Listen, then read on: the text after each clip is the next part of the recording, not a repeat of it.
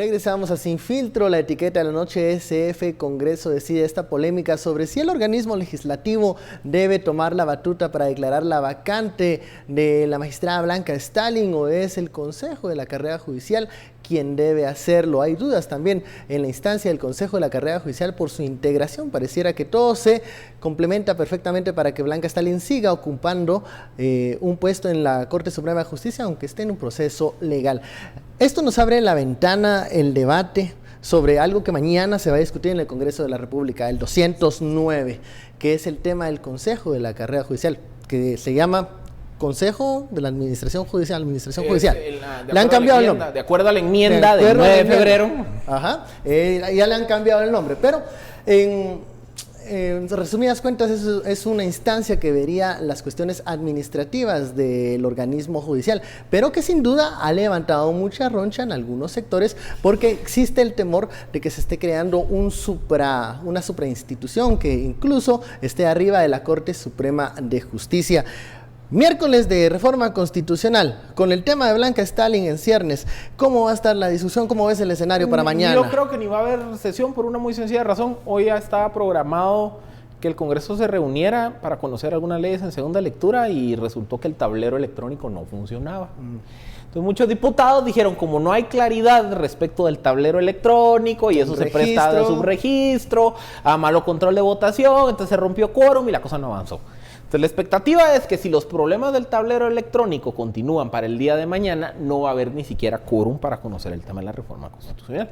Y lo que pasa es que una semana más y el cronograma sigue avanzando perfectamente para que nada se pueda cumplir. Este Congreso como que la AEU lo está pues y el honorable, como que el honorable los pues debate toman el edificio y no, pero yo también creo lo mismo, no habrá sesión mañana. Sin embargo, creo que ha entrado una discusión muy interesante acerca de posiciones bastante fuertes con relación a contra estas reformas constitucionales versus también, digamos, a quienes están de acuerdo con estas reformas constitucionales. Y estos tildan a estos de impunes y paladines de la corrupción, y estos tildan a estos de ser de querer cooptar el Estado totalmente y ser la verdadera cooptación. Bueno, ese va a ser un debate que va con ese debate público, ¿verdad?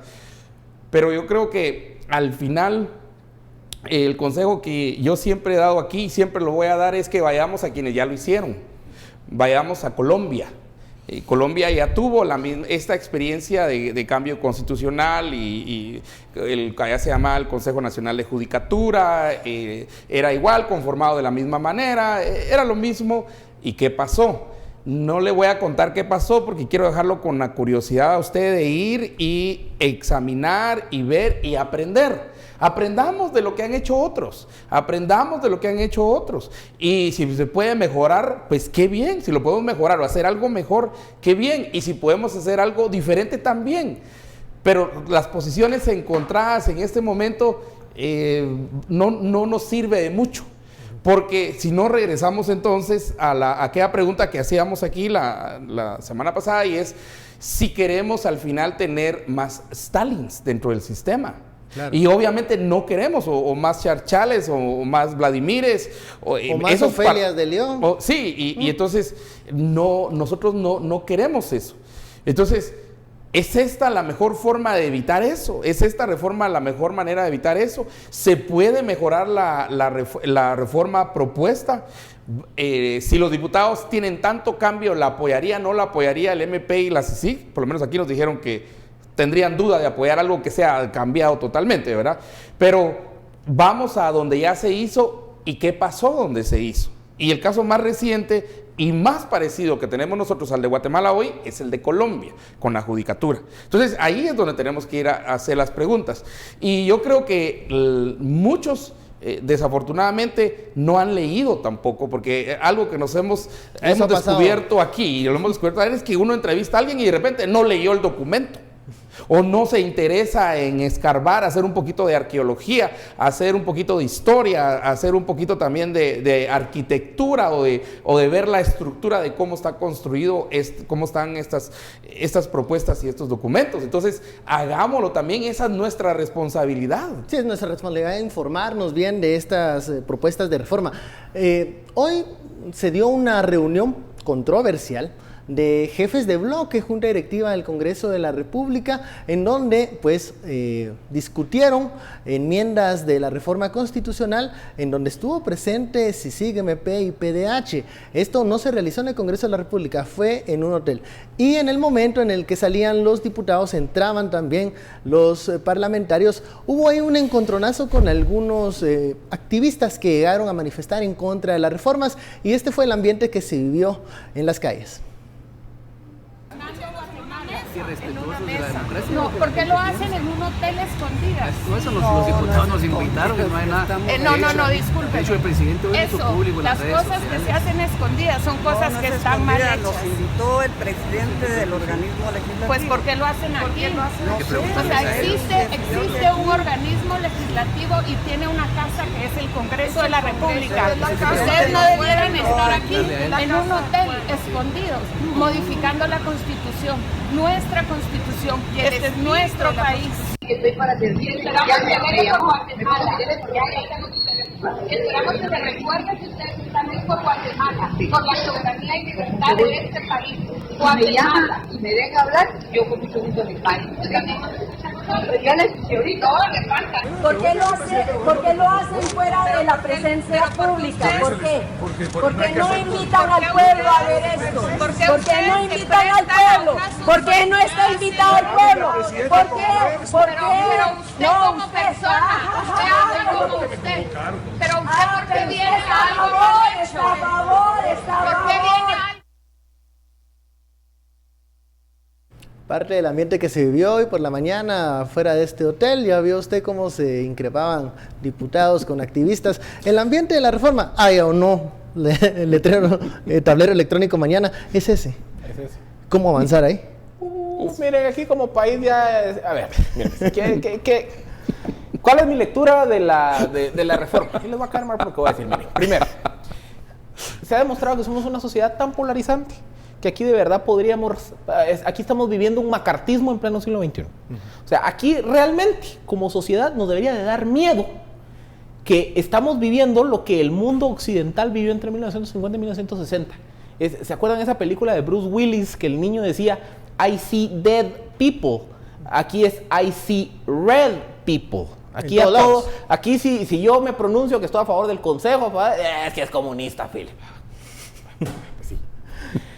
Eso es primero. O sea, hay un macartismo que a mí me da miedo. Segundo, a mí me da pavor. Explica qué es macartismo. Es el concepto de Joseph McCarthy en los años 50 en Estados Unidos, que inició una paranoia generalizada. Cacería de brujas. Una cacería de brujas donde cualquier cosa era comunista. Había lista negra. Pero igual, no solo es de un lado, es pasa también del otro. Sí. Si yo planteo un cuestionamiento que no estoy de acuerdo en este punto de la reforma, que tengo dudas sobre este artículo, es que vos, neoliberal, conservador, de verdad es impresionante. O sea, aquí Marty viene a Guatemala en el 2011 y va a creer que se le aplicó, en el 2017, perdón, ya me estoy confundiendo, y va a creer que se le activó la máquina del tiempo y regresó a Estados Unidos de los 50, porque de verdad la polarización ideológica que tenemos en este país parece como que estuviéramos a media Guerra Fría, y eso no es sano.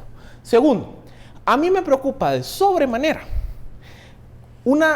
que se sostenga una discusión con tantas pasiones y con tan pocos argumentos. Yo he escuchado muchas referencias a favor o en contra de la reforma de personas que no tienen ni siquiera conocimiento de qué dice el texto de la reforma y que no dice tampoco el texto de las enmiendas. Es como que venga yo y me ponga a criticar y a pegar de gritos contra algo que no tengo ni la menor idea de cómo funciona. Es que miren, se vale disentir, se vale estar de acuerdo, se vale proponer algo. Pero a ver, si yo voy a decir es que estoy en contra que de la propuesta de la reforma propongo un Senado, ¿y eso dónde lo dice, muchacho? Y también, por ejemplo, Cuando uno dice, mire, solo decime en qué artículo dice lo que estás diciendo, y no se puede. O sea, es que ¿cómo voy a debatir yo algo sobre un punto, sobre un texto que nadie lo está discutiendo? Tercero, o sea, yo creo que aquí se está evidenciando una formación escolástica de nuestras ideas en Guatemala. ¿Por qué formación escolástica? El escolasticismo era como se enseñaba en la Edad Media, donde a mí me enseñaban una verdad revelada y yo podía analizar, derivar ideas sobre esa verdad revelada. Pero no Dios guarde cuestionar esa verdad revelada. Entonces, si yo tengo una preconcepción de que la propuesta es buena o es mala, yo no me cuestiono esa preconcepción. Yo derivo 20,000 argumentos, cada uno más jalado del otro, para probar mi concepción originaria. Pero ¿por qué no nos atrevemos a cuestionar nuestras concepciones originarias? Con esas condiciones, tenemos la receta para una sociedad que no se va a poner de acuerdo ni en este tema, que yo hace 6 meses hubiera creído que era un tema en donde había un consenso generalizado, y me equivoqué. Y menos que nos vamos a poner de acuerdo para otros temas. Y solo ojo, los países que en procesos de transformación se han mostrado incapaces de ponerse de acuerdo, son los países que caen presa de caudillos. Eso de que por hacer una reforma vamos a llegar al caso venezolano, eso es mentira. Venezuela pasó un lapso de 10 años en donde su sistema era disfuncional, en donde sus élites fueron incapaces de ponerse de acuerdo, en donde sus actores políticos se pasaban peleando por cosas bien tontas. Y en ese contexto, Hugo Chávez ganó, pero lo llevaban cargado en procesión, porque él, la derecha y la izquierda, porque él se posicionó como el salvador del sistema, igual que Correa en Ecuador, igual que Berlusconi en Italia, para que no digan que esto es de derechas o izquierdas. Entonces, es peor en el mediano o largo plazo tener una sociedad que sea incapaz de poder debatir con argumentos de profundidad, con ideas, con capacidad propositiva. Porque si nos seguimos peleando como que estuviéramos a mitad de la Guerra Fría, este sistema solo va a seguir dando tumbos y eventualmente va a venir el caudillo, que puede ser de derecha o puede ser de izquierda. Eso es una moneda al aire.